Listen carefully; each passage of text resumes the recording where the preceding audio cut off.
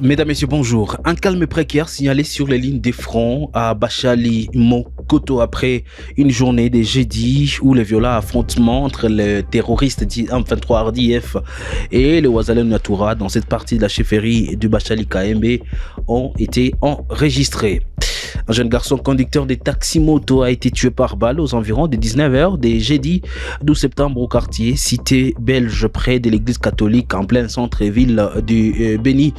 Consécutivement à cette situation, une manifestation s'est donc improvisée la matinée dès ce vendredi 13 septembre 2024.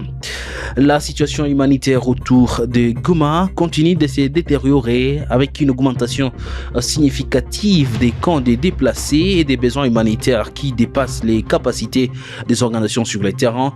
Vous suivrez dans l'actualité du jour la directrice pays des Tia Found qui était l'invité de l'émission Décryptage sur Kivu Morning Post. Une femme a été retrouvée ce vendredi avec 30 enfants. Les services de sécurité ont mis la main sur cette dame dans le village qui est selon la cité civile de Nyiragongo. D'ailleurs, Thierry Gassisiro est à suivre dans l'actualité du jour. Et après, nous allons nous rendre à Bukavu où au moins 6 personnes ont perdu la vie lors d'un incendie qui s'est produit dans la ville de Bukavu, chef-lieu du site Kivu. Le drame a eu lieu dans la commune du Banda, quartier Panzi, avenue Nyarurishzisha, la nuit du 12 à vendredi 13 septembre 2024. Messieurs, dames, vous êtes nouveau sur Kivu Morning Post et pour ne rien rater, n'oubliez pas surtout de vous abonner à cette chaîne pour être à la ligne de l'information à l'est de la République démocratique du Congo.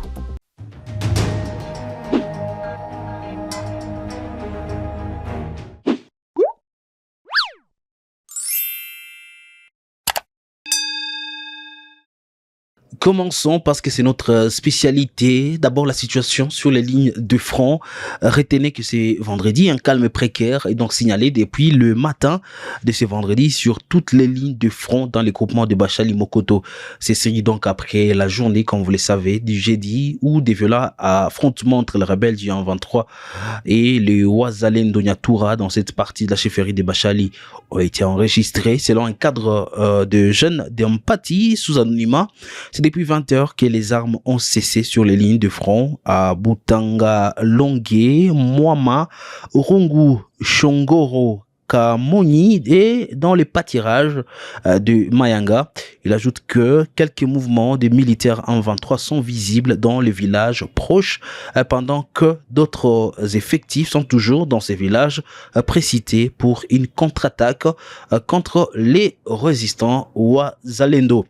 À Béni, un jeune garçon conducteur de taxi-moto a été tué par balle aux environs de 19h des jeudi au quartier Cité Belge près de l'église catholique en plein centre-ville de Béni. Consécutivement à cette situation, une manifestation s'est donc improvisée la matinée de ce vendredi. La population en colère manifeste aux alentours de la mairie pour exprimer sa désolation. Depuis 8 heures, les forces de l'ordre tentent de contenir le manifestant qui joue au jet de pierre. Notons que le corps de la victime était retrouvé allongé le long de la route. À Goma, la situation humanitaire autour de cette ville chef-lieu du Nord Kivu continue de se détériorer avec une augmentation significative des camps de déplacés et des besoins humanitaires qui dépassent les capacités des organisations sur le terrain. Popi Angwandia, directrice du pays de l'organisation humanitaire Tifound, a tiré la sonnette d'alarme ce jeudi au cours de son intervention dans l'émission Décryptage de Kivu Morning Post. L'un des plus grands défis rencontrés par Tifound et d'autres organisations est l'accès aux camps des déplacés pour fournir l'accès nécessaire. Le manque d'accès à certaines zones rend la distribution de l'aide humanitaire encore plus complexe alors que les besoins augmentent du jour le jour. Les restrictions de sécurité et les violences dans certaines parties du Nord Kivu empêchent donc les organisations d'atteindre les personnes en détresse. Suivez ici Popi à Ngwandia qui s'exprime. Nous voyons que cette situation est très grave. Il y a les problèmes si complexes, les besoins qui sont énormes. Les camps autour de Goma sont en train d'augmenter au lieu de réduire. On voit les femmes qui sont victimes au viol chaque jour. on voit que les familles n'ont pas accès à l'éducation pour les enfants, n'ont pas accès à l'eau pour les familles. Aujourd'hui, c'est difficile d'avoir accès dans tous les camps, d'avoir accès pour les populations pour fournir l'assistance pour ceux qui sont les plus vulnérables. Donc, c'est ça notre discussion continuelle avec les camps, avec tous les déplacés pour avoir cet accès pour livrer l'assistance. Pour Tearfund, nous tous avons besoin d'un paix pour ce pays. Nous avons besoin de l'arrêt dans le conflit, dans la guerre, pour que tous les gens puissent rentrer chez eux. À la communauté internationale, nous les adressons de s'impliquer dans cette crise, mais aussi pour la communauté ici d'avoir courage. On continue à prier pour eux. On peut prier pour leur rentrée, mais aussi pour leur résilience. Une femme a été retrouvée vendredi avec 30 enfants. Les services de sécurité ont mis la main sur cette dame dans le village de Kieru, selon la société civile des territoires de Nyiragongo. Pour l'instant, la dite demoiselle est entre les mains des services compétents, a déclaré Thierry Gassisiro, secrétaire de la société civile du territoire de Nyiragongo. Cet acteur de la société civile précise que la femme détenait en cachette les enfants dans une maison. Pour l'instant, aucune réaction des autorités du territoire de Nyiragongo. Cette partie du Nord Kivu est donc victime des enlèvements et insécurité grandissante de la part des hommes armés. Thierry Gassisiro, secrétaire de la société civile du territoire de Nyiragongo, a été joint au téléphone. Une jeune demoiselle vient d'être arrêtée dans la matinée de ce 13 septembre 2024 au niveau du village Rukoko pendant qu'elle détenait plus de 30 enfants. Malheureusement, elle les gardait dans une maison au niveau du village Rukoko et les autres les gardaient au niveau du village Kiheru à l'insu des autorités locales ni de la population locale. C'est ainsi que la population ayant constaté ces mouvements suspects, cette population a vite alerté les services de sécurité qui sont vite intervenus et ont pu mettre la main sur cette demoiselle, sa bande ainsi que les enfants qu'elle gardait où elle disait leur apporter une assistance en les donnant de la nourriture. Malheureusement, dans la clandestinité, aucune autorité locale n'était au courant, ni la population. Et donc, à présent, la dame ainsi que ses enfants et sa bande sont entre les mains de la police, d'où nous sommes en train de demander aux autorités de diligenter les enquêtes sérieuses pour pouvoir dénicher les mobiles et les contours dans cette affaire qui semble être louche, afin que toute la lumière soit dégagée et que ces enfants-là soient remis à leurs familles respectives et que l'État puisse s'assumer. Et donc, nous encourageons la population à continuer toujours dans cet élan de la dénonciation, car il n'y a que de cette façon-là que nous pouvons tous participer à l'amélioration de la sécurité dans notre entité, où tous les mouvements suspects pourraient être signalés aux autorités locales pour que la sécurité et la tranquillité reviennent.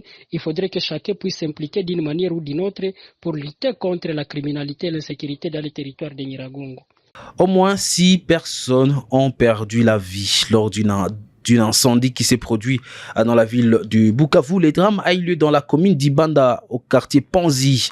Selon les sources concordantes, les personnes ayant subi cette tragique incendie, étaient tous de la même famille qui avait comme responsable un policier.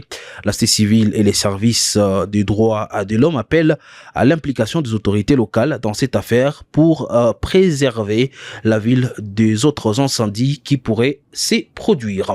Finissons par le sport. Le jeune international congolais Mukaou est désormais fixé sur son délai à l'infirmerie. Le milieu défensif qui évolue au Lille sera absent des terrains pour une durée minimale de 6 semaines en raison d'une blessure. Georges Benmouima, d'ailleurs notre spécialiste maison en matière de sport, nous en dit plus. Blessé lors du match de la première division du championnat français entre le Paris Saint-Germain et Lille, le jeune international congolais Ngalel Mukaou est désormais fixé sur son délai d'indisponibilité. Selon son entraîneur lors de la conférence de presse animée ce jeudi, le milieu de terrain défensif sera indisponible pour 6 semaines. Un coup dur pour ces jeunes joueurs qui avaient l'occasion de s'imposer d'abord dans l'effectif de Lille, mais également dans l'équipe nationale de la RDC. Convoqué pour la première fois par Sébastien Desabre lors du dernier rassemblement cadré avec la première et la deuxième journée de la Coupe d'Afrique des Nations Maroc 2025, les Congolais étaient dans l'obligation de revenir dans son équipe pour se faire soigner.